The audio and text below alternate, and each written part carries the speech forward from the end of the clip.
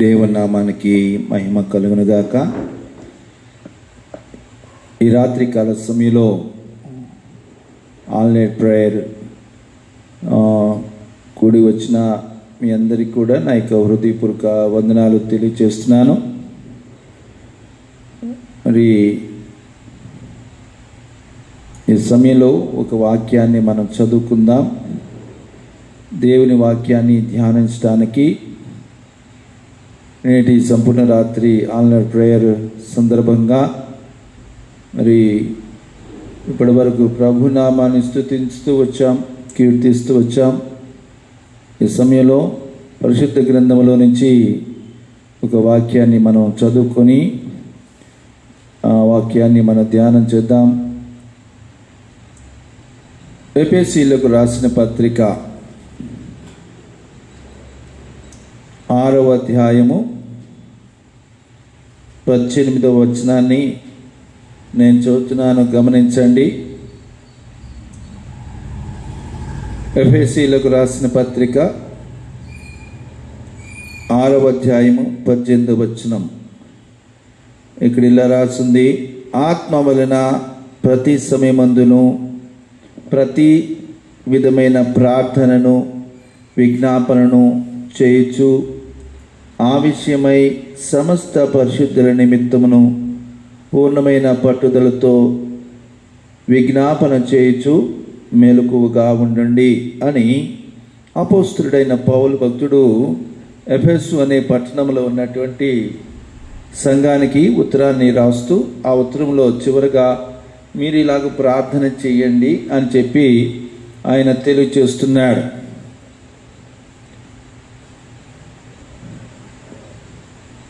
ఎఫెసు సంఘానికి మరి నాయకుడు, పునాది, ప్రారంభం నుంచి కూడా నడిపించిన వ్యక్తి ఎవరైనా ఉన్నారంటే ఆయనే అపోస్తలుడైన పౌలు భక్తుడని మనం గ్రహించాలి. ఈ ఎఫెసు ప్రాంతము, దీని గురించిన పూర్వపరాలు మనం గమనిస్తే ఈ ఎఫెసు పట్టణము టర్కీ అనే దేశంలో ఉండేదని, ఆ ప్రాంతంలో పౌలు భక్తుడు సందర్శించి అక్కడ తురన్ను అనే ఒకని పాఠశాల యందు మరి ఆ ఆవరణంలో లేకపోతే హాల్లో తీసుకొని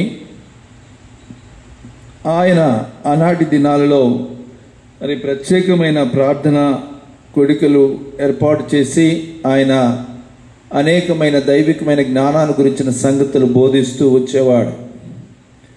ఆయన బోధల కారణం చేత, అపోస్తలుడైన పౌలు భక్తుడు చేసిన బోధల కారణం చేత ఎఫెసు పట్టణంలో అనేక మంది భక్తి కలిగిన వారు విశ్వసించి, వారందరూ కూడా మరి దేవుని విశ్వసించి నమ్మిన కారణం చేత అక్కడ సంఘం ఏర్పాటు చేయబడుతుంది. ఆ సంఘమును ఆయన 2 సంవత్సరాలకు పైబడి ఆయన కాపరిగా ఉండి ఆ సంఘాన్ని నడిపించినట్టుగా మనం చూస్తాం. సుమారు 2.5 సంవత్సరాలని 3 సంవత్సరాలని ఆ విధంగా మరి అపోస్తలుల కాల గ్రంథంలో రాయబడింది. అయితే పౌలు భక్తుడు ఇక్కడ సంఘానికి ఉత్తరం రాస్తూ అనేకమైన దైవికమైన జ్ఞానాన్ని గురించిన సంగతులు తెలియచెప్తూ ప్రార్థన గురించిన విషయాలు కూడా ఆయన ప్రత్యేకమైన రీతిలో ఆయన ప్రార్థించినట్టుగా, మరి సంఘం నిమిత్తం ఆయన ప్రార్థిస్తున్నట్టుగాను ఆయన తెలియచేస్తూ, అంత మాత్రం కాకుండా సంఘానికి కూడా నా నిమిత్తం కూడా ప్రార్థన చేయమని, తన నిమిత్తమే కాకుండా పరిశుద్ధుల నిమిత్తం కూడా మీరు ప్రార్థన చేయాలని, ఆ ప్రార్థన అప్పుడప్పుడు కాకుండా ఆత్మ వలన ప్రతి సమయమందును మరి ప్రతి విధమైన ప్రార్థనలు చేయాలని ఆయన కోరి ఈ మాటలు రాస్తున్నాడు. చూడండి, ఈ మాట మనం గమనించినట్లయితే ఈయన పౌలు భక్తుడు తెలియచెప్తున్న ఈ మాటను మనం అవగాహన చేసుకోవాలంటే పౌలు భక్తుని యొక్క హృదయాన్ని మనం గ్రహించాలి. పౌలు భక్తుడు ఎలాంటి వాడంటే ఈ సంఘానికి నాయకుడు లాంటివాడు, ఈ సంఘానికి కాపరి లాంటివాడు, మరి కాపరిగా ఉన్నవాడు. ఆయన హృదయము సంఘాన్ని మరి ప్రోత్సహించటంలో దేవుని ఆత్మచేత ప్రేరేపించబడిన వాడై తెలియచెప్తున్న మాట ఏంటంటే, మీరు ఆత్మ వలన ప్రతి సమయమందు ప్రతి విధమైన ప్రార్థనను విజ్ఞాపన చేయాలి అని చెప్తున్నాడు. ఎందుకు చెప్తున్నాడంటే, జీవంగల దేవుని సంఘంగా ఉన్నటువంటి ఎఫెసు సంఘము ప్రార్థించే సంఘంగా ఉండాలని కోరుతున్నాడు.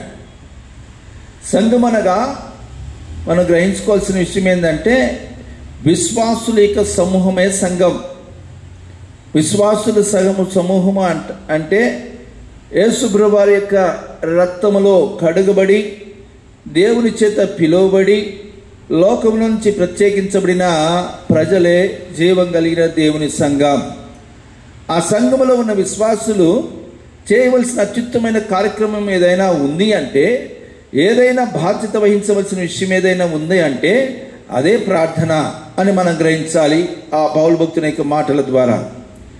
సంఘము ప్రార్థించే సంఘంగా ఉండాలని కేవలము మరి ఫిలిప్పీయులకు రాసిన పత్రికలో చెప్పబడినట్టుగా మీ యొక్క ప్రతి విధమైన ప్రార్థన అవసరతలు మీ విన్నపాలు దేవునికి తెలియచేయటం మాత్రమే కాదు, కానీ ఈ ఎఫెసు పట్టణానికి మీరు చెప్పినప్పుడు, సంఘానికి చెప్పినప్పుడు మాత్రం ఆయన ఏమంటాడంటే, పరిశుద్ధులందరూ సమస్త పరిశుద్ధుల నిమిత్తం మీరు ప్రార్థన చేయాలని చెప్తున్నాడు. పరిశుద్ధులు అనగా క్రైస్తవులు అనే అర్థం, పరిశుద్ధులు అనగా విశ్వాసులు అనే అర్థం. సో మీరు మీ మట్టుకు మీరు ప్రార్థన చేసుకోవడం కాదు, మీరు సమస్త పరిశుద్ధుల నిమిత్తము ప్రార్థన చేయాలి అని చెప్తున్నాడు. అంటే ఒక విశ్వాసి తన మట్టుకు తాను ప్రార్థించుకునేవాడుగా ఉండటం కాదు, కానీ ఇతరుల నిమిత్తం కూడా ప్రార్థించాలి. అది విశ్వాసి యొక్క కర్తవ్యము, బాధ్యత అని తెలియచెప్పబడుతుంది. ఈ చివరి దినాల్లో మరి అది నిజమైన దేవుని సంఘం అని చెప్పడానికి ఒకే ఒక గుర్తేంది అంటే, ప్రార్థించే సంఘమే ప్రభు యొక్క సంఘము అని మనం గ్రహించాలి. ప్రార్థన లేని సంఘం, ఆ సంఘము నిలబడటం కష్టం. ప్రార్థనే ఆ సంఘము నిలబెడుతుంది. ప్రార్థన ఆ విశ్వాసిని బలపరుస్తుంది. ప్రార్థన ఆ విశ్వాసిని దేవునికి సమీపంగా చేరుస్తుంది. ప్రార్థన విశ్వాసికి దైవికమైన జ్ఞానాన్ని తెచ్చిపెడుతుంది. ప్రార్థన విశ్వాసిని బలపరుస్తుంది, ధైర్యపరుస్తుంది, ఓదారుస్తుంది, ఆదరణ కలుగు చేస్తుంది, శక్తిని ఇస్తుంది, మరి ఏదైనా ఇస్తుంది. ప్రార్థన ద్వారానే మనం అన్నీ పొందుకోగలుగుతాం. కనుక ఒక విశ్వాసిగా, జీవంగల దేవుని సంఘములో ఉన్న సభ్యునిగా ప్రతి ఒక్కరి బాధ్యత ఏంటంటే, మన మట్టుకు మనం ప్రార్థించుకోవటం కాదు, మనం ఇతరుల నిమిత్తం కూడా ప్రార్థన చేయాలని చెప్పబడుతుంది. ఇక్కడ మనం పౌలు భక్తుల మాటలను బట్టి మనం గ్రహించుకోవాల్సిన విషయం ఏంటంటే, మనము ఇతరులకు ప్రార్థన చేస్తే వాళ్ళకి మేలు జరుగుతుందా? ఏ విజయ్ గట్టిగా చెప్పు. జరుగుతుంది కదా. జరగకపోతే దేవుడు చెప్పడు, పౌలు భక్తుని చేత దేవుడు చెప్పించడు. మనము చేసే ప్రార్థనలు ఇతరులకు ఫలిస్తాయి. ఇతరుల నిమిత్తం మనం చేసే ప్రార్థన దేవుడు ఆలకిస్తాడు. అందుకనే చెప్తున్నాడు, మీరు సమస్తమైన పరిశుద్ధుల నిమిత్తము మీరు ప్రార్థన చేయాలి అని. అర్థమవుతుందా? కనుక మనము ఒకరి నిమిత్తం మరొకరు ప్రార్థించేవారుగా ఉండాలి అని మనం గ్రహించాలి. సో దానినే ఏమని రాశాడంటే, ఈ మాటను గురించి నేను ఎక్కువగా చెప్తాను, దాంతో పాటుగా అనుబంధమైన సంగతులు కూడా మీకు తెలియచెప్పే ప్రయత్నం చేస్తాను. ఇక్కడ రాయబడిన మాట మనం చూస్తే, ప్రతి సమయమందు ఆత్మ వలన ప్రతి సమయమందును ప్రతి విధమైన ప్రార్థనను విజ్ఞాపన చేయొచ్చు. ప్రార్థనయు విజ్ఞాపనయు చేయొచ్చు అన్నాడు. అంటే విజ్ఞాపన అనేది ప్రార్థనలోనే ఉంటుంది. అర్థమవుతుందా? ప్రార్థనలోనే విజ్ఞాపన అనేది సపరేట్ కాదు, ప్రార్థనలోనే విజ్ఞాపన. ఇక్కడ ఏమని రాస్తాడంటే, ప్రార్థనను విజ్ఞాపనను చేయొచ్చు అంటాడు. ప్రార్థనలో మనం ఏం చేయాలి? విజ్ఞాపన చేయాలి. అనగా నీవు దేవునితో మాట్లాడుతున్నప్పుడు ప్రార్థన, ఆ ప్రార్థనా సమయంలో ఇతరులను కూడా జ్ఞాపకం చేయటం విజ్ఞాపన. మీకు అర్థమైందా? మనము దేవునికి ప్రార్థన చేస్తుంటాం, అనగా దేవునితో మాట్లాడుతుంటాం, దేవునితో సంభాషిస్తుంటాం. ఆ సమయంలో ఆయనతో మనం సంభాషించే సమయంలో ఇతరుల గురించిన అవసరతలు దేవునికి మనం చేసుకోవటమే విజ్ఞాపన. అర్థమవుతుందా? అందుకని పౌలు భక్తుడు కూడా మనం చూస్తే 1వ అధ్యాయంలో ఆ మాట పలుకుతాడు. చూడండి, 1వ అధ్యాయము 19వ వచనం చివరి భాగంలో మనం కనుక చూడగలిగినట్లయితే చివరి లైన్ 19వ వచనం చివరి లైన్లో ఏముందంటే, నేను ఏం రాస్తుంది, నేను నా ప్రార్థన యందు మిమ్మును గురించి విజ్ఞాపన చేస్తున్నాను. మీకు అర్థమైంది? ఇప్పుడు విజ్ఞానం సపరేట్గా చేస్తలేడు. ఏమంటాడు ఇక్కడ పౌలు భక్తుడు? నేను నా ప్రార్థన యందు మీ నిమిత్తము మిమ్మును గురించి విజ్ఞాపన చేయుచున్నాను. ఆమెన్, హల్లెలూయా. మనము దేవునితో మాట్లాడుతున్నప్పుడు మనము గురించి మనము చెప్పటంతో పాటుగా మనము దేవుని స్తుతించి ఆయనను మహింపరిచి గణపరుస్తున్న ఆ సందర్భంలో ప్రార్థన ప్రారంభమై మన గురించి మనం తెలియని విషయాలు మాట్లాడుతూ అదే సమయంలో ఇతరుల గురించి కూడా మనవి చేయటమే విజ్ఞాపన. ప్రార్థనలోనే విజ్ఞాపన ఉండాలి. మన ప్రతి ప్రార్థన విజ్ఞాపనతో కూడుకున్నదై ఉండాలి. ఆ ప్రార్థన దేవుడు తప్పకుండా ఆలకిస్తాడు. ఆమేన్, హల్లెలూయా. ఈ రాత్రికాల సమయంలో క్రైస్తవ మరి దేవుని నమ్మే విశ్వాసులమైన క్రైస్తవులమైన మనమందరము కూడా ఈ చివరి దినాల్లో ఎక్కువ మంది ప్రార్థనలు చేయరు. అర్థమవుతుందా? ఎక్కువ మంది ఏం చేస్తారంటే మందిరానికి వచ్చి ఆడియన్స్ లాగా వెళ్ళిపోవడానికి ప్రయత్నం చేస్తారు. అంటే ప్రేక్షకులాగా వచ్చి ప్రేక్షకులలాగానే వెళ్ళిపోయే ప్రయత్నం చేస్తారు. ప్రార్థన చేయటానికి ఎక్కువగా వారు ఆశ కలిగి ఉండరు, తృష్ణ కలిగి ఉండరు. ప్రార్థించాలనే భావన వారికి తక్కువగా ఉంటుంది. అందుకరికి జీవంగల దేవుని సంఘములో సంఘ నాయకులుగా ఉన్నవారు, సంఘాధ్యక్షులుగా ఉన్నవారు, కాపరిగా ఉన్నవారు సంఘాన్ని ప్రోత్సహించవలసిన విధానంలో ఇక్కడ పౌలు భక్తుడు చెప్పినట్టుగా ఆత్మ వలన, అనగా పరిశుద్ధాత్మ వలన మీరు ప్రతి సమయంలోనూ ప్రతి విధమైన ప్రార్థనను విజ్ఞాపనం చేస్తూ సమస్తమైన పరిశుద్ధుల నిమిత్తము పూర్ణమైన పట్టుదలతో విజ్ఞాపనం చేస్తూ మెలకుగా ఉండండి అని చెప్తున్నాడు. ఈ రాత్రికాల సమయంలో మనం మెలకుగుండి ప్రార్థించవలసిన విషయాలు ఏంటంటే సమస్తమైన పరిశుద్ధుల నిమిత్తం ప్రార్థించాలి. ఆమేన్, హల్లెలూయా. అంటే ఒక మాదిరికరమైన విశ్వాసి ఎలా ప్రార్థన చేస్తాడంటే తన మట్టుకు తానే కాకుండా ఇతరుల నిమిత్తము ప్రార్థన చేస్తాడు. అలా ఎవరైతే ప్రార్థన చేస్తారో వారు దేవునికి జ్ఞానం కలిగిన విశ్వాసులని, దేవునికి జ్ఞానం కలిగిన వారి విశ్వాసులని మనం గుర్తించవచ్చు. వారి మాదిరికరమైన విశ్వాసులని మనం గ్రహించవచ్చు. కనుక ఈ చివరి దినాల్లో ప్రార్థన ఎవరైతే చేస్తారో వారు మరి దేవునిగా విశ్వాసులుగా మరి గుర్తించబడతారని లేఖనం ద్వారా మనం గ్రహిస్తున్నాం. చాలా మట్టుకు ఈ దినాల్లో మరి ప్రార్థనకు వస్తారు, ప్రార్థన చేయించుకుని వెళ్తారు, కానీ ప్రార్థనలు చేయరు. సో మనము ఈ చివరి దినాల్లో మనం గ్రహించుకోవాల్సిన మాట ఏంటంటే మనం ప్రార్థన వినటం కాదు, ప్రార్థన చేయించుకోవటం కాదు, మనము కూడా ప్రార్థించే వారు ఉండాలని దేవుడు కోరుకుంటున్నాడు. కనుకనే పౌలు భక్తుని ద్వారా దేవుడి మాట తెలియజేస్తున్నాడు. మన మట్టుకు అనగా మెస్సియా బిలీవర్ చర్చ్లో ఉన్నటువంటి విశ్వాసులైన వారందరినీ కూడా నా మట్టుకు నేను ప్రోత్సహించే విధానం మరి నేను ఎందుకు తరచుగా ఈ విషయాలు నేను చెప్తూ ఉండేవాడిని. ఏమని మరి గతంలో కూడా మనం జూలై ఆగస్టు మాసంలో 21 రోజుల ఉపవాస ప్రార్థనలో మరి ప్రత్యేకంగా సంఘంలో ఉన్న విశ్వాసులందరినీ పురుకొల్పబడట నిమిత్తమై ప్రార్థన గురించి ప్రత్యేకమైన శ్రద్ధ కలిగి దాని మీద దృష్టి నిలిపే వారికి ఉండాలని 21 రోజుల ఉపవాస ప్రార్థన ద్వారా సంఘంలో ఉన్న విశ్వాసులందరూ నేను అదే చెప్తా ఉంటాను. ఏమని అంటే అదే అంటే అర్థం ఏంటంటే జీవంగల దేవుని సంఘములో భాగమై ఉన్న మెస్సియా బిలీవర్ చర్చ్లో ఉన్న వారందరూ కూడా ప్రార్థన నాకు రాదు అనేవాళ్ళు ఉండకూడదు.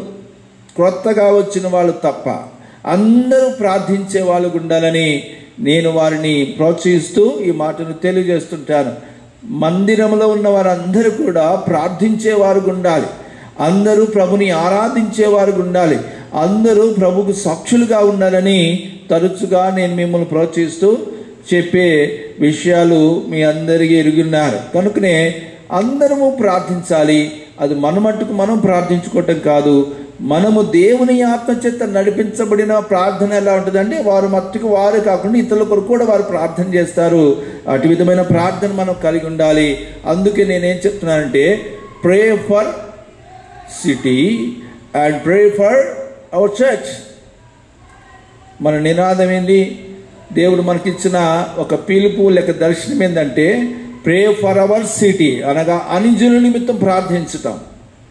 రెండోది ప్రే ఫర్ అవర్ చర్చ్, సంఘము కొరకు ప్రార్థించటం, సంఘములో ఉన్న విశ్వాసులందరి నిమిత్తము ప్రార్థించటము మనము కలిగి ఉండవలసిన భారమై ఉన్నామని దేవుడే తన భక్తుల ద్వారా తెలియజేస్తున్నాడు.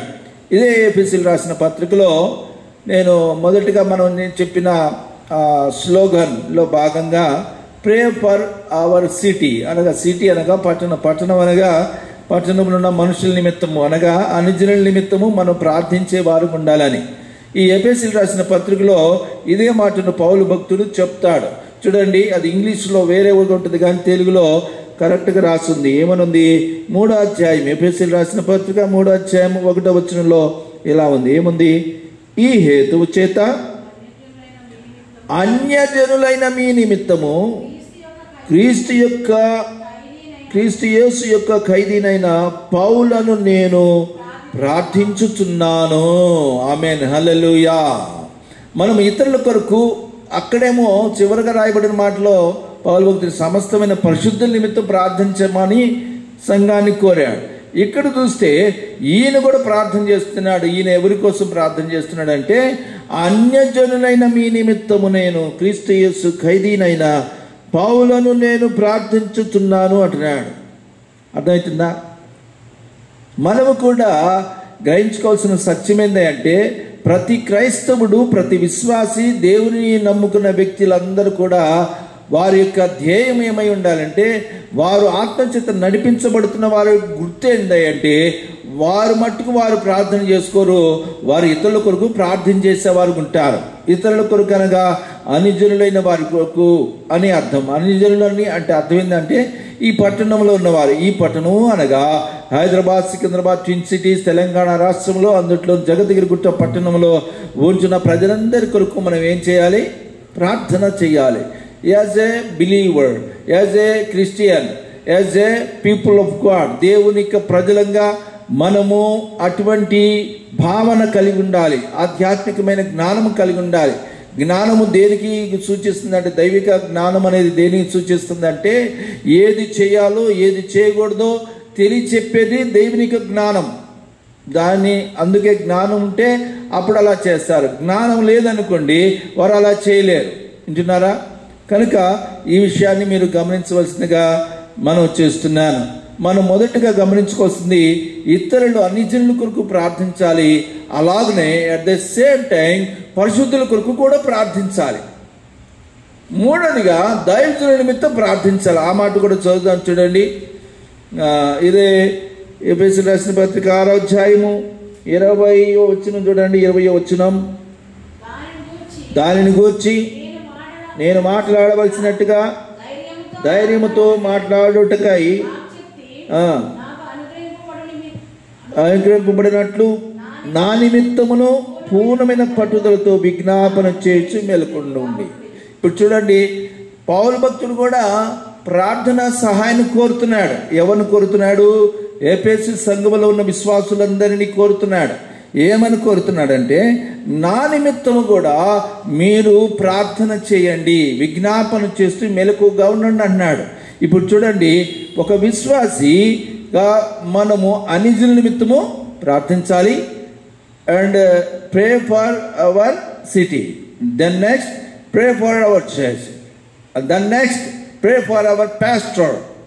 ప్రే ఫర్ అవర్ పాస్టర్ అది యాడ్ చేద్దాం. ఇప్పుడు అది యాడ్ అయింది. మూడోదిగా అది యాడ్ అవుతుంది. ఏమనంటే ప్రే ఫర్ అవర్ పాస్టర్ ఇక్కడ అదే రాస్తుంది. ఏమంటున్నాడంటే నా నిమిత్తమును పూర్ణమైన పట్టుదలతో విజ్ఞాపన చేస్తూ మెలకుగుండాలి. మూడోది దానిని మనం యాడ్ చేయిస్తున్నాం. దేవుడు పరిశుద్ధాత్మ దేవుడు తెలియజెప్పాడు. ఎఫెసు సంఘంలో ఉన్న వాక్కును బట్టి మనం గ్రహించుకోవాల్సిన మాట ఏంటంటే ప్రే for our city and pray for our church and pray for our pastor అని మనం గ్రహించాలి. సో అదే మాటను పౌలు భక్తుడు ఇక్కడ తెలియచేస్తున్నాడు. విశ్వాసిగా, క్రైస్తవ విశ్వాసిగా, సంఘముగా ఉన్న సభ్యులుగా ఉన్న వారందరూ కూడా ఈ సత్యాన్ని గ్రహించాలి.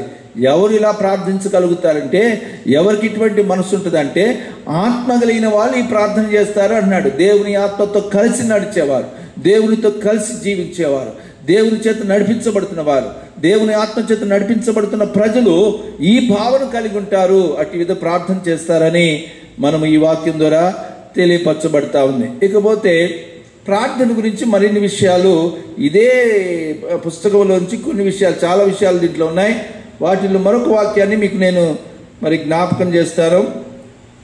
చాలామంది ప్రార్థన చేస్తారు. చాలామంది ఏం చేస్తారు?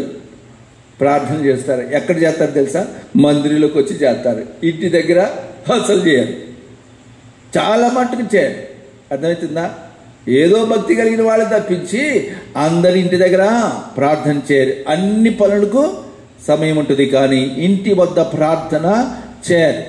ఇక్కడ లేఖనంలో మనం గ్రహిస్తే ఇంటి వద్ద ప్రార్థించడానికి మరి అట్టి హృదయంను మనం కలిగి ఉండాలి. చాలామంది మరి మందిరంలోకి వచ్చి విస్తారమైన ప్రార్థన చేస్తారు, కానీ వారి ఇంటిలో ప్రార్థన చేయటం ద్వారా ఆ ఇంటికి రక్షణ వస్తుంది. మందిరంలో ప్రార్థన చేస్తే మందిరంలో ఉన్న ప్రజలకు మేలు కలుగుతుంది, ఇంటిలో ప్రార్థన చేస్తే ఇంటికి మేలు కలుగుతుంది. ఆమేన్, హల్లెలూయా. నువ్వు ఒంటరిగా ఏకాంతంగా ప్రార్థన చేస్తే నీకు మేలు కలుగుతుంది. అర్థమవుతుందా? ఏకాంతంగా ఒంటరిగా నువ్వు ప్రార్థన చేసుకుంటే నీకు మేలు, ఇంటిలో ప్రార్థన చేస్తే ఇంటిలో ఉన్న వారికి మేలు, సంఘంలో ప్రార్థన చేస్తే సంఘంలో వారికి మేలు. ఈ సంఘంలోకి వచ్చి ఏదో ప్రార్థన చేయటం కాదు, వ్యక్తిగతంగా ప్రార్థన కలిగి ఉండాలి, ఇంటిలో ప్రార్థించేవాడిగా ఉండాలి. ఇలా చాలా మట్టుకు ఎక్కువ మంది చేసేది ఏంటంటే మందిరానికి వచ్చినప్పుడు భక్తులుగా ప్రార్థన చేస్తారు. అందుట్లోనూ అది ఆదివారం అయితే దాంట్లో ఎక్కువ ప్రార్థించేది కూడా ఏముండదు. ఆదివారం మాత్రం ఆరాధన. మరి ఆ మందిరంలో ఎప్పుడు ప్రార్థన చేస్తారంటే ఉపవాస ప్రార్థన. అప్పుడు ఉపవాస ప్రార్థనకు వచ్చేది ఎంతమంది? చాలా తక్కువ మంది. ఇంకా వాళ్ళు ఎక్కడ ప్రార్థన చేస్తున్నారు అంటే ప్రార్థన అనే లోపాన్ని వాళ్ళు కలిగి ఉన్నారు అని మనం గ్రహించాలి. ఎప్పుడైతే ప్రార్థనకు దూరంగా అయిపోతామో మనము లోకానికి దగ్గర అవుతుంటాం. ఆ విషయాన్ని మనం గ్రహించాలి. అయితే ప్రార్థన అనే దానికి ఒక గుర్తు నేను చెప్తాను. ఇక్కడ రాసున్న మాట మీకు చదివి చూపిస్తాను చూడండి. ఇది ఎఫెసీయులు రాసిన పత్రిక 3వ అధ్యాయము 14వ వచనం చదవండి. ఈ హేతువు చేత పరలోకమందును భూమి మీదను ప్రతి కుటుంబము పిలువబడుచున్నదో ఆ తండ్రి ఎదుట నేను మోకాళ్ళుని శక్తి కలిగిన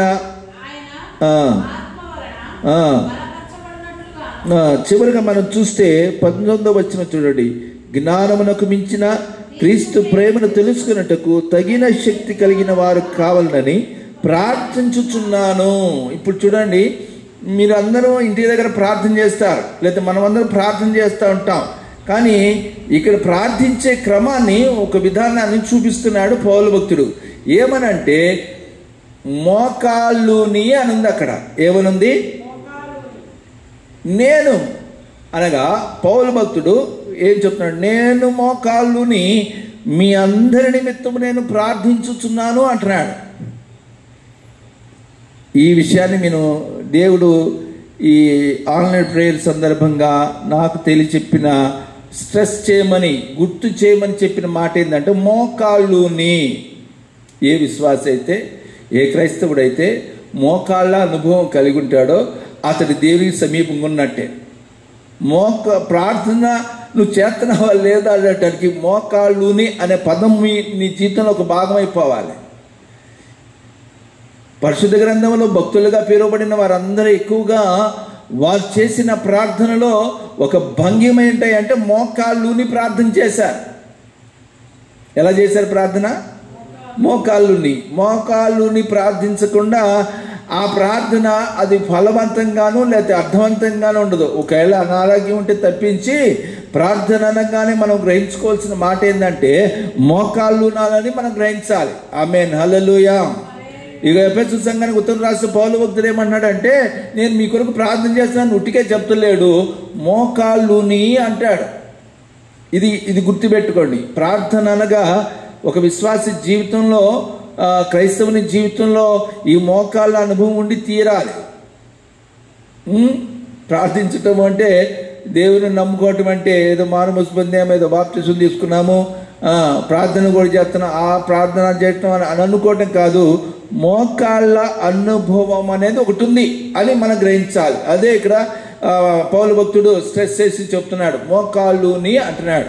సో ఈ మోకాళ్ళు ఉండటం అంటే ఏదో కొన్ని విషయాలు మీకు చెప్తాను, కొన్ని వాక్యాలు కూడా మనం చూద్దాం. దానియేలు గ్రంథంలో దానియేలు భక్తుడు ప్రార్థన చేస్తూ ఆయన చేసిన సందర్భాన్ని మనం ఒక వాక్యం చూద్దాం. దానియేలు గ్రంథము 6వ అధ్యాయము 10వ వచనం చదవండి. దానియేలు గ్రంథం, ఇట్టి శాసనము సంతకము చేయబడినను దానియేలు తెలుసుకొనినను అతడు తన ఇంటికి వెళ్ళి యథాప్రకారము అనుదినము ముమ్మారు మోకాళ్ళుని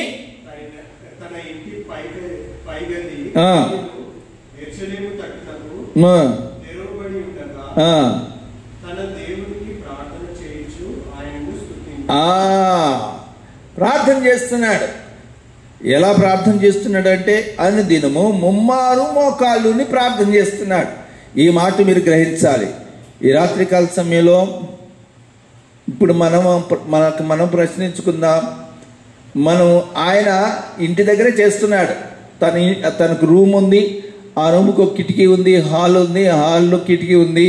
ఆ కిటికీ యెరూషలేము తట్టు ఓపెన్ చేసి అతడు ప్రార్థన చేస్తున్నాడు. చేయటానికి అక్కడ రాయబడిన మాట ఏంటంటే అనుదినము ముమ్మారు మోకాళ్ళుని అని ఉంది అక్కడ. ఈ మాటను మనం తీసుకుందాం. మనం ఎంతమంది మోకాళ్ళుని ప్రార్థన చేస్తున్నాం అంటే ఎవరు కూడా ఉన్నట్టుగా కనపడరు, అవునా? చాలామంది. మరి ఎంతమంది ఇంటికాడ ఇప్పుడు దానియేలు ఇంటి దగ్గర ప్రార్థన చేస్తున్నాడు. రాజమందిరం చేస్తే ఊరుకోరు, అది బబులోను సామ్రాజ్యం. అక్కడ ప్రార్థన చేయాలంటే ఎవరు యాక్సెప్ట్ చేయరు, అది ఒక సామ్రాజ్యం. కానీ ఇంటి దగ్గర ఈ దానియేలు ఎలా చేస్తున్నాడు ప్రార్థన? మోకాళ్ళుని అనుదినం ముమ్మారు ప్రార్థించేవాడుకున్నాడు. ఎంతమంది మనము ప్రార్థన కలిగి ఉన్నాం? సరే, దానియేలు ముమ్మారు చేస్తున్నాడు, కనీసం ఒక్క మారైనా చేస్తున్నామా? అది కూడా మోకాళ్ళను చేస్తున్నామా? చేస్తలేదు. చేయకపోతే దేవునితో నీకు సంబంధం, దేవుని యొద్ద నుండి శక్తి, దేవుని యొద్ద నీ ఆత్మకు బలము ఎలా చేకూరుతుంది? రాదు. నువ్వు బలపడలేవు, దేవుని గ్రహించలేవు, దేవుని సత్యాలు తెలుసుకోలేవు, దేవుని మార్గాలు గ్రహించను లేవు. అర్థమవుతుందా? ఒక భక్తుడు అని పిలువబడటానికి ఏదో ఒక నిదర్శనం ఏదైనా ఉండాలి, గుర్తింపు ఏదైనా ఉండాలి. ఏ గుర్తింపు ఉన్నా లేకపోయినా ఒక గుర్తింపు మాత్రం తప్పకుండా తిరాలి, అదే మోకాళ్ళ అనుభవం. ఆమేన్, హల్లెలూయా, హల్లెలూయా. మీరు కూడా ఒక విశ్వాసిగా ఒక గుర్తింపు కలిగి ఉండాలి అంటే మీరు మోకాళ్ళ అనుభవం కలిగి ఉంటే మీరు సమస్తమైన విధానాలు మీరు కలిగి ఉన్నట్లే. అర్థమవుతుందా? మోకరించి ప్రార్థించేవారు వారు ప్రత్యేకతను కలిగి ఉంటారు, దేవునికి ప్రియులైన వారు ఉంటారు. మోకరించి ప్రార్థించే వారి జీవితాల్లో ఒక ప్రత్యేకతను దేవుడు వారికి కనపరుస్తాడు. అందుకే ఒక పాట ఏముందంటే, మోకరించి ప్రార్థించగా సమీపముగా వేంచేయును. మోకరించి ప్రార్థించగా సమీపముగా వేంచేయును. మనములెల్లా మన్నించును, మహిమతో నలంకరించును. మనములెల్లా మన్నించును, స్తుతించును, మహిమతో నలంకరించును. ప్రార్థన యేసుని సందర్శన, పరమ తండ్రితో సంభాషణ. ప్రార్థన. హల్లెలూయా. ఈ రాత్రికాల సమయంలో మొదటగా మనం గమనించిన విషయం ఏంటంటే, దేవుని బిడ్డలంగా, విశ్వాసులంగా, క్రైస్తవులుగా ఈ చివరి దినాల్లో ప్రతి విశ్వాసి కలిగి ఉండవలసింది ఏంటంటే, మొదటిగా అతడు ప్రార్థించేవాడు ఉండాలి. ఆ ప్రార్థనలో విజ్ఞాపన ఉండాలని, ఇతరుల కొరకు ప్రార్థించాలని, అలాగే అనిజనుల కొరకు ప్రార్థించాలని, అనగా పరిశుద్ధుల కొరకు ప్రార్థించాలి, అనిజనుల కొరకు ప్రార్థించాలి, దావీదు నిమిత్తము ప్రార్థించాలి. అలాగున మనము గమనిస్తున్న మాట ఏంటంటే, సంఘములో జీవం గల దేవుని సంఘములో ఉంటున్న ప్రతి విశ్వాసి కూడా మోకాళ్ళ అనుభవం కలిగి ఉండాలి. ఆమేన్. హల్లెలూయా. ఈ అనుభవమే ఆ వ్యక్తిని శక్తివంతుడిగాను, బలవంతుడిగాను, తన జీవితంలో ఒక ఉన్నతమైన స్థాయిలో దేవుని కొరకు ఘనమైన పాత్రగా, సాధనంగా వాడబడటానికి అదొక నిదర్శనం. మోకాళ్ళ అనుభవం లేని వాళ్ళు లోకంలో జారిపోతారు. అర్థమవుతుందా? మోకాళ్ళ అనుభవం ఉన్నవాళ్ళు ప్రభువులో బలంగా నిలబడతారు. ఇది గుర్తుపెట్టుకోండి. మోకాళ్ళ అనుభవం లేదనుకోండి, ఉట్టిగా పైపైన ప్రార్థనలు, పైపైన ఏదో మొక్కుబడి ప్రార్థనలు, ఏదో ఆ టైంకి చేసే ప్రార్థనలుగా మన ప్రార్థన ఉండకూడదు. దేవుని కొరకు ప్రత్యేకంగా ఆయన ఎదుట దానియేలు వలె మోకాళ్ళుని ప్రార్థించేవారిగా ఉందుముగాక. హల్లెలూయా. అలాగే మరొక వ్యక్తిని గురించి కూడా మీకు చూపిస్తాను. చూడండి,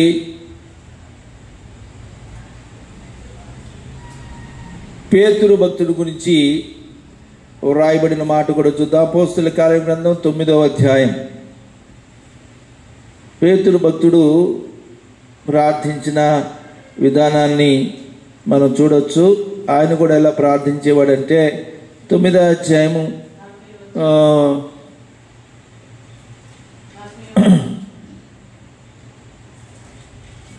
9వ అధ్యాయంలో 40వ వచనం చూద్దాం. చూడండి, అందరినీ వెలుపలికి పంపి మోకాళ్ళుని ప్రార్థన చేసి శవం వైపు తిరిగి తబిత లెమ్మనగా ఆమె కన్నులు తెరిచి పేతురును చూచి లేచి కూర్చుండెను. ఆమేన్. హల్లెలూయా. పేతురు భక్తుడు కూడా మనం చూస్తే అతడు మరి మోకాళ్ళుని ప్రార్థించేవాడిగా ఉన్నాడు. ప్రత్యేకమైన సందర్భంలో మరి అతడు మోకరించే అనుభవం లేకపోతే అతడు మోకాళ్ళు ఉన్నాడు. మనం కూడా మందిరంలో మరి కుర్చీల మీద కూర్చున్నప్పటికీ ప్రార్థన సమయం కొంత సమయమైనా మనము ఒకవేళ బాగా లేని వాళ్ళు, పెద్దగా ఉన్న వాళ్ళు, అయితే వయసులో పెద్దలైన వారు, ఆ శరీరం సహకరించిన వాళ్ళు మరి కుర్చీల్లో కూర్చున్నప్పటికీ కూడా ప్రార్థన సమయం కొంత సమయమైనా మోకరిస్తే అది మనకు ఎంతో దీవెన, ఆశీర్వాదం కలుగు చేస్తుంది అని మనం గ్రహించాలి. కనుక పేతురు భక్తుడు కూడా చక్కగా మోకాలుని ప్రార్థించే వ్యక్తిగా ఆయన ఉన్నట్టుగా లేఖనంలో మనం చూస్తాం. అలాగే పాత నిబంధనలో ఎక్కువ విషయాలు నేను అంటే టైం లేదు కాబట్టి త్వరగా చెప్తున్నాను. సొలొమోను కూడా ఆ యెరూషలేము దేవాలయాన్ని ప్రారంభించేటప్పుడు మోకరించి మరి ఆకాశము తట్టు చేతులు ఎత్తి ఆ దేవుని ప్రార్థించే వ్యక్తిగా ఆయన ఉన్నాడు. ఆ విషయంలో కూడా సొలొమోను కూడా అటువంటి మోకాళ్ళని ప్రార్థించిన వ్యక్తిగా ఉన్నాడు. మూడో వ్యక్తిగా పేతురు మరి మోకాళ్ళని ప్రార్థించేవాడిగా ఉన్నాడు. అలాగే మరొక వ్యక్తిని కూడా చూద్దాం. చూడండి, 7వ అధ్యాయం అపోస్తలుల కార్యం గ్రంథం 7వ అధ్యాయంలో మరొక వ్యక్తి అక్కడ కనబడతాడు. ఆయన కూడా అలాంటి ప్రార్థన చేస్తున్నాడు. చూడండి, 7వ అధ్యాయము 60వ వచనం చూడండి, లేకపోతే 59వ వచనం నుంచి చదవండి. ప్రభువును గూర్చి మొరపెట్టుచు, యేసు ప్రభువా నా ఆత్మను చేర్చుకునమని స్తెఫను పలుకుచుండగా వారు అతనిని రాళ్లతో కొట్టిరి. మరి రాళ్ళతో కొడుతున్నప్పుడు ఈయన మోకాళ్ళు ఉంటున్నాం ఏంటండి? ఇప్పుడు చూడండి, రాళ్ళతో కొడుతున్నప్పుడు ఏం చేసుకోవాలి? తప్పించుకునే ప్రయత్నం చేయాలి. తలకు తగలకుండా చేతులు అడ్డం పెట్టుకోవటము, లేకపోతే పనుకోవటమో, లేకపోతే దెబ్బలు తగలకుండా చూసుకోవటం ప్రయత్నం చేయాలి. కానీ వాళ్ళు రాళ్ళతో కొడుతున్నారు. సందర్భము చాలా చంపివేయటానికి, రాళ్ళతో కొట్టి చంపివేయాలని వారు ప్రయత్నం చేస్తున్నప్పుడు కూడా అతడు ఏం చేస్తున్నాడంటే, అతడు 60 వచ్చిన అతడు మోకాళ్ళుని ప్రభువా వారి మీద ఈ పాపం మోపకాన్ని గొప్ప శబ్దం ప్రార్థన చేస్తున్నాడు. చూడండి, మరి మోకాళ్ళున్న అవసరం ఏముంది ఆయనకి? అందుట్లోనూ చంపివేసే చావు బతుకు సమస్యలు ఆయన ఉన్నాడు, కానీ మోకాళ్ళు మాత్రం మానలేడు. ఈ విషయాలు మనం గ్రహించాలి. కనుక ఒక విశ్వాసిగా, క్రైస్తవుడిగా, అందుట్లో దైవజనుడిగా మరి ప్రతి దైవజనుడు కూడా కలిగి ఉండవలసిన ఒక గొప్ప అనుభవం మోకాళ్ళ అనుభవం అని ఈ లేఖనం ద్వారా మనం గ్రహించవచ్చు. అలాగే లూకాసు వార్తలో కూడా 22వ అధ్యాయం, లూకాసు వార్త 22వ అధ్యాయంలో అక్కడ ఒక సందర్భము ప్రభువాని గురించి రాయబడింది. ఆ మాట కూడా చదువు చూడండి. 22వ అధ్యాయము మరి 39వ వచనం నుంచి చూడండి. 39 నుంచి 22:39 లూకాసు వార్త. తరువాత ఆయన బయలుదేరి తన వాడుకు చొప్పున ఒలీవ కొండకు వెళ్ళగా ఆయన వెంట వెళ్ళిరి. ఆ చోటు చేరి ఆయన వారితో, మీరు శోధనలో ప్రవేశింపకుండానట్లు ప్రార్థన చేయడని చెప్పి వారి యొద్ద నుండి రాతివేత దూరము వెళ్ళి మోకాళ్ళుని, తండ్రి ఈ గిన్నెను నా ఎదురుని తొలగించుటకు నీ చిత్తమైతే దాన్ని చేయనిమని ప్రార్థన చేస్తున్నాడు. నీ చిత్తమైతే తొలగించమని ఆయనను నా ఇష్టం కాదు నీ చిత్తమే సిద్ధించును గాక అని ప్రార్థించెను. యేసు ప్రభువారు మరి దేవుడు, ఆయన స్వయంగా మరి ఆయన దేవుని యొక్క కుమారుడిగా ఉంటూ, దేవునిగా ఉంటూ, మనిషి కుమారుడిగా ఉంటూ ఆయన ప్రార్థన చేస్తూ ఆయన కూడా మోకాళ్ళు ఉన్నాడట. చూసినారా? దేవుడే మోకాలు ఇచ్చి మనకు గుర్తింపుగా చూపిస్తున్నప్పుడు, మాదిరిగా చూపిస్తున్నప్పుడు ఈ అనుభవాన్ని మనం కలిగి ఉండాలి. ఇప్పటి వరకు ఎవరైనా ఇంకా మోకాళ్ళ అనుభవం లేకపోతే ఈ వాక్యం ద్వారా దేవుడు మనతో మాట్లాడుతున్నాడని గ్రహించుకొని మోకాళ్ళ అనుభవంలోకి రావాలి. ఎవరైతే అట్టి మోకాళ్ళ అనుభవంలోకి వస్తారో వారు దేవుని గురించిన ప్రత్యేకమైన శక్తిని, పైనుండి శక్తిని పొందుకుంటారు, దేవుని వరములను పొందుకుంటారు, దేవుని యొక్క ప్రత్యేకమైన కృపను వారు పొందుకుంటారు. అటివారు మాత్రమే మోకాలించగలుగుతారు, కానీ అందరం మోకరించలేరు. కనుక మనం గ్రహించుకోవాల్సిన మాట ఏంటంటే, మనం ప్రార్థించే వారుగా ఉంటున్న వారుగా మోకాళ్ళ అనుభవాన్ని ఒక అనుభవంగా మనం కలిగి ఉండాలి. మనం కేవలం మందిరంలోకి వచ్చినప్పుడు ప్రార్థించడం మాత్రమే కాదు, మనం ఇంటి దగ్గరను ప్రార్థించే వారు ఉండాలి, అనుదినము ప్రార్థించే వారు ఉండాలి, మోకరించి ప్రార్థించాలి అనే విషయాల్ని దేవుడు మనకు జ్ఞాపకం చేస్తున్నాడు. అలాగ భక్తులు చేశారు, అలాగ అపోస్తలులు చేశారు, అలాగ ప్రభువైన యేసుక్రీస్తు వారు చేశారు, పాత నిబంధన గ్రంథంలో ప్రవక్తలు అలా చేశారు. అలాగ మనమును చేయవలసిన వారమై ఉన్నామని ఈ లేఖనం ద్వారా దేవుడు మనకు తెలియచేస్తున్న విషయాన్ని మనము గ్రహించవలసిందిగా మనం చేస్తున్నాను. కనుక ఇది మరలా జ్ఞాపకం పెట్టుకోండి.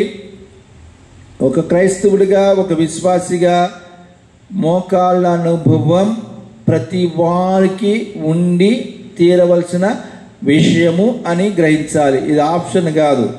ప్రతి వారు కూడా వారి గృహములో మోకరించి ప్రార్థించే అనుభవం కలిగి ఉండాలని పరిశుద్ధ గ్రంథము ద్వారా దేవుడు తప్పకుండా తెలియచేస్తున్న సంగతి ఇది మనం గ్రహించాలి. అటు అనుభవం కలిగిన వారు ప్రత్యేకతను కలిగి ఉంటారు. వారు దేవునికి సమీపంగా ఉన్న వ్యక్తులుగా ఉంటారు. వారు అనేక విషయాల నిమిత్తం ప్రార్థన చేస్తారు. ఎవరైతే మోకాళ్ళ అనుభవం కలిగి ఉంటారో వారు తమ మట్టుకు తాము ప్రార్థన చేయరు, కానీ వారు విజ్ఞాపన చేస్తారు, వారు సంఘం కొరకు ప్రార్థన చేస్తారు, వారు సమాజం కొరకు ప్రార్థన చేస్తారు, వారు దేశం కొరకు ప్రార్థన చేస్తారు, వారు రాష్ట్రం కొరకు ప్రార్థన చేస్తారు, నశించిపోయే ఆత్మల కొరకు ప్రార్థన చేస్తారు, వారు అన్యజనుల కొరకు ప్రార్థన చేస్తారు, వారు దైవజనుల కొరకు కూడా ప్రార్థించేవారు ఉంటారు. ఇలాంటి ప్రార్థన ఎవరైతే చేయరో వారు గాల్లో దీపం పెట్టుకున్నట్టే. ఇలాంటి ప్రార్థన ఎవరైతే చేయట్లేదో వాళ్ళు గాల్లో దీపం పెట్టుకున్నట్టే. అంటే అర్థం ఏంటంటే ఎప్పుడు ఆ దీపం మారిపోతుందో వాళ్ళకే తెలియదు. కనుక మనం గ్రహించుకోవాల్సిన మాట ఏంటంటే ప్రార్థన అనే అనుభవము జీవితాన్ని అటు అనుభవం మనం కలిగి ఉన్నప్పుడు దానిలో నువ్వు కలిగి ఉండవలసిన అనుభవం ఏంటంటే మోకాళ్ళ అనుభవం. నువ్వు ఎంతసేపు మోకరించగలుగుతావు అంతసేపు. నిలువు కాళ్ళు మోకాళ్ళు నేను చెప్తలేదు కానీ అంటే నిలువు ఏమంటారు దాన్ని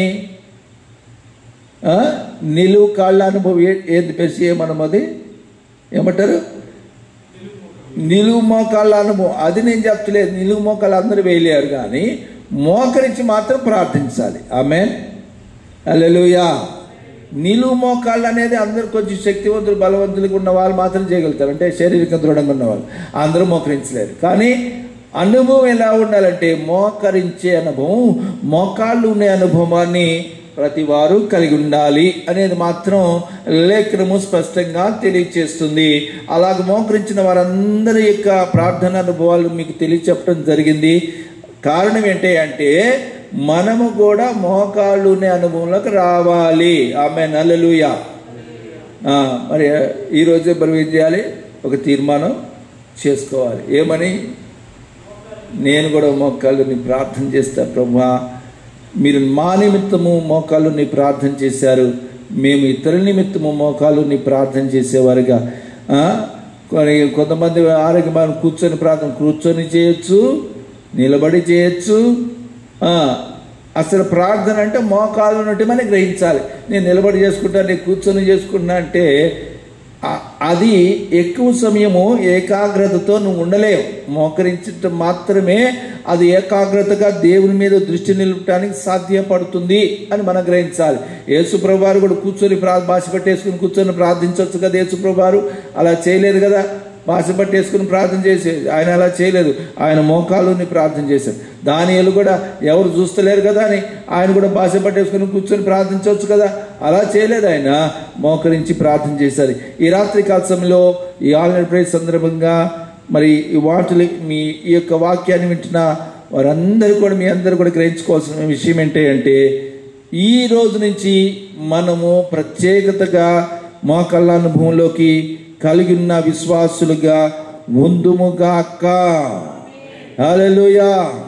ఈ చివరి దినాల్లో ప్రార్థించడమే కన్నా కష్టం. అంటే మోకాళ్ళు ఉండటం మరింత కష్టంగా, చాలా అరుదుగా మీరు వినే విషయంగా ఉండొచ్చు. కానీ మరి భక్తులైన వారు మరి పాతకాలపు ఉన్న దినాల్లో నేను ఎరిగిన ఒక గొప్ప దైవజనులు మరి ఎవరైతే ఉన్నారంటే ఆయన మరి సహోదరులు భక్త్ సింగ్ గారు. ఆయన వ్యక్తిగత జీవితమును, భక్తి జీవితాన్ని మనం చూసినప్పుడు ఆయన మోకాళ్ళ అనుభవంలోనే ఎక్కువ గడిపిన వ్యక్తిగా, మోకరించిన వ్యక్తిగా అతని గురించి చెప్పబడింది. అందరి గురించి అలా చెప్పబడలేదు. అందరూ వారి సౌకర్యాన్ని బట్టి, వారి వీలును బట్టి అలా చేస్తున్నారు. కానీ మోకరించే అనుభవం మాత్రం దైవజనుడైన భక్త్ సింగ్ గారు కలిగి ఉన్నట్టుగా మరి ఆయన గురించి మరి విరివిగా చెప్పబడిన మాట. కనుక మరి దైవజనుడు అనేక మంది అనేక దైవనిక సేవ కార్యక్రమాలు జరిగించారు. కానీ ప్రార్థన మోకాళ్ళ అనుభవాలు కలిగిన వారి జీవితం, వారి సేవా పరిచర్యలు మరి ప్రత్యేకతగానే ఉంటాయని మనం గ్రహించాలి. అలాగే విశ్వాసులు కూడా వారు ప్రత్యేకతగానే ఉంటారు. వారి హృదయము, వారి మోకాళ్ళ అనుభవం కలిగిన వారు, వారి ముఖం ప్రకాశిస్తుంది. వ్యక్తిగతంగా హృదయము వారిది శుద్ధ హృదయంగా ఉంటుంది. వారి మాటలు శుద్ధంగా ఉంటాయి. వారి ప్రవర్తన, జీవితము, నియమావళి, క్రమము, ఈ విషయాలన్నీ కూడా వారి ఒక క్రమాన్ని కలిగి ఉంటారు. ఈ మాటను మీరు గ్రహించాలి. దేవుని యొక్క వాక్యంలో నుంచి మనం విన్న ఈరోజు ఈ సత్యాన్ని మీరు గ్రహించి పాటించగలిగితే మీరు మీ కుటుంబం, వ్యక్తిగత జీవితమును మరియు కుటుంబ జీవితమును మరియు సంఘ జీవితంలోను మరియు సొసైటీలో జీవిస్తున్న మనము ఒక ప్రత్యేకతను కలిగి ఉంటాము. దేవునికి కాపుదల ఉంటుంది, దేవునికి కృప మనను ఆవరిస్తుంది, దేవుని ఆత్మ మనకు తోడుగుంటుంది. ఆత్మదేవుడు మనకు సమస్త విషయాలను బోధించే, నేర్పించే, నడిపించే దేవుడుగా ఆయన మనకు తోడుగుంటాడని గమనించవలసిందిగా ఈ మాటలు మీకు తెలియజేస్తున్నాను. ఈ పత్రికలో ఇంకొన్న 2-3 వాక్యాలను అవి కూడా చదివించి నేను ముగించి వేస్తాను. చూడండి, మొదటి అధ్యాయంలో మనం చదువుకున్నట్టుగా ఏమనందంటే, మొదటి అధ్యాయము 15వ వచనం నుంచి 19వ వచనం వరకు మొత్తం ఆయన ఆ సంఘం కొరకు చేసిన ప్రార్థనగా మనకు కనబడుతుంది. అందుకనే నేను అనగా పౌలు భక్తుడు, నేను నా ప్రార్థన యందు మిమ్మల్ని గురించి విజ్ఞాపన చేస్తున్నాడు. ఒక సంఘ నాయకుడిగా, కాపరిగా, సేవకుడిగా, సంఘం నిమిత్తము ప్రత్యేకంగా ప్రార్థించేవాడుగా ఉండాలని వాక్యం బట్టి మనకు అర్థమవుతుంది. అలాగే మరి 3వ అధ్యాయంలో 1వ వచనంలో, ఈ హేతు చేత అనుజనుడైన మీ నిమిత్తం క్రీస్తు యొక్క ఖైదీనైన పౌలును నేను ప్రార్థించుతున్నానని మళ్ళీ 3వ అధ్యాయంలో చెప్తాడు. అలాగే 3వ అధ్యాయంలో మరలా ఏం చెప్తున్నాడు అంటే, ఈ 14వ వచనంలో చూస్తే మనకు మరి ఈ హేతు చేత పరలోకమందును భూమి మీదను ఉన్న ప్రతి కుటుంబం ఏ తండ్రిని బట్టి కుటుంబం అని పిలువబడుతున్నదో ఆ తండ్రి ఎదుట మోకాళ్ళుని జ్ఞానమునకు మించిన క్రీస్తు ప్రేమను తెలుసుకున్నట్టుకు తగిన శక్తి కలవారు కావాలని ప్రార్థించుచున్నాను. అనగా నేను 14వ వచనం చదివిన తర్వాత మీ వెంటనే 19వ వచనం చదివాను. ఆ విషయాన్ని మీరు గ్రహించాలని తెలియజేస్తున్నాను. అలాగే మనము ఇదే 6వ అధ్యాయంలో మొదటగా మనం చదువుకున్న విషయం, ఆత్మ వలన ప్రతి సమయమందును ప్రతి విధమైన ప్రార్థనను విజ్ఞాపన చేస్తూ ఆ విషయమై సమస్త పరిశుద్ధుల నిమిత్తమును పూర్ణమైన పట్టుదలతో విజ్ఞాపన చేస్తూ మెలకుగా ఉండాలని చెప్పబడుతుంది. ఆ విషయమై అంటే అర్థమైంది అంటే, ఇదిగో ఈ 10వ వచనం నుంచి 17వ వచనం వరకు ఉన్న సంగతులు అనగా, ఈ లోకములున్న మనము తోదుకు ప్రభు యొక్క మహాశక్తిని బట్టి బలవంతులైనడి మీరు అపవాది తంత్రమును అనగా ఎదురించిన శక్తి కలవనట్టు దేవుడి సర్వాంగ కవచమును ఎలాగైనా మనము పోరాడినది శరీరులతో కాదు, ప్రధానులతోనూ ఆ అధికారులతోనూ అంధకార సంబంధ లోకనాథులతోనూ ఆకాశ మండలమని దురాకుల సమూహంతోనూ పోరాడుచున్నాం కనుక మనము వాటితో పోరాడాలి అంటే, జయము పొందాలి అంటే మరి కొన్ని ఆయుధాలు మనం కలిగి ఉండాలని చెప్తూ ముగింపులో ముఖ్యమైన విషయం చెప్పాడు. అదే ఆత్మ వలన ప్రార్థన అని మనం గ్రహించాలి. మనము ఆత్మ వలన ప్రార్థన లేకుండా, ఆత్మ వలన కాకుండా మనం చేసే ప్రార్థన అది ఫలవంతంగా ఉండదు. అదేదో మరి నోటితో వల్లించే ప్రార్థనగా మనం ఉండకూడదు. అంటే మనము మన శరీరమును, మన ఆత్మను పరిశుద్ధాత్మ దేవునికి అప్పగించుకున్నప్పుడు ఆ పరిశుద్ధాత్మ దేవుడు మనలను ఆత్మ వలన ప్రార్థించడం ఆయన మనకు నేర్పిస్తాడు. అప్పుడు మనం చేసే ప్రార్థన నీ మట్టుకు నీ ఆత్మకు ఫలంగా ఉంటుంది. నువ్వు ఎవరి గురించి ప్రార్థన చేస్తే వారికి కూడా అట్టి ఫలాన్ని పొందుకుంటారు. ఈ వాక్యాలను మీ హృదయంలో జ్ఞాపకం చేసుకోమని మరి మనం చేస్తూ ఇంతటితో ఈ యొక్క ఎఫెసీ రాసిన పత్రికలో రాయబడినటువంటి ఈ ప్రార్థన అనుభవాలు, పౌలు భక్తుడు నేర్పించిన సంగతులన్నీ కూడా కేవలం ప్రార్థన అనే విషయాన్ని ఎఫెసీ పత్రికలో ఆయన పదే మరి ఆయన చేసిన ప్రార్థన, వారిని కూడా ప్రార్థించమని ప్రోత్సహించడం, వాళ్ళు ఏ విషయాల గురించి ప్రార్థించాలని ప్రోత్సహించడం మరి ఇక్కడ స్పష్టంగా వ్రాయబడ్డాయి. అట్టి విధమైన ప్రార్థన పౌలు భక్తుడు చెప్పినట్టుగా ఎఫెసు సంఘానికి నేర్పించినట్టుగా మనం కూడా మన సంఘంలో అటు విధ ప్రార్థన చేస్తూ మన మట్టుకు మనమే కాకుండా మన మిత్రుల కొరకును, సంఘం కొరకును, సమాజం కొరకు అనగా పట్టణం కొరకును, మనం అలాగే దైవజనుడి కొరకును ప్రార్థించే వారంగా ఉందుముగాక. మరీ ముఖ్యంగా మనము మందిరానికి వచ్చినప్పుడు మాత్రమే ప్రార్థించే వారు కాకుండా మన గృహంలో ఉన్నప్పుడు కూడా మనం ప్రార్థించేవారు ఉండాలి. దానియేలు వలె. ఆమేన్, హల్లెలూయా. అలాగున ఆ ప్రార్థన చేసేటప్పుడు, ఇంటిలో ప్రార్థన చేసేటప్పటికి కూడా మనం మోకరించి ప్రార్థించే అనుభవం కలిగి ఉందుముగాక. హల్లెలూయా. మోకాళ్ళ అనుభవం, మోకరించి ప్రార్థించటం, మోకాళ్ళుని ప్రార్థించటం, అట్టి ప్రార్థన అనుభవంలో మరీ ముఖ్యంగా మన మట్టుకు మనం ప్రార్థించే కాదు, ఆత్మ వలన ప్రార్థన చేయటం కూడా అటు అనుభవంలో మనం నడిపించబడవలసిన వారమై ఉన్నాం.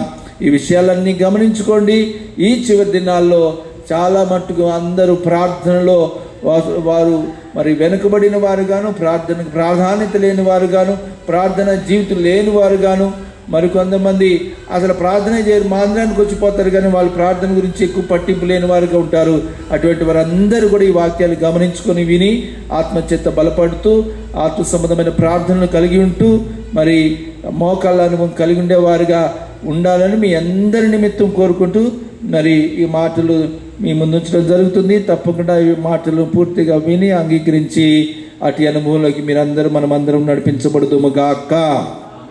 ఆమేన్. హల్లెలూయా. దేవుడి వాక్యమును దీవించును గాక. ఆమేన్.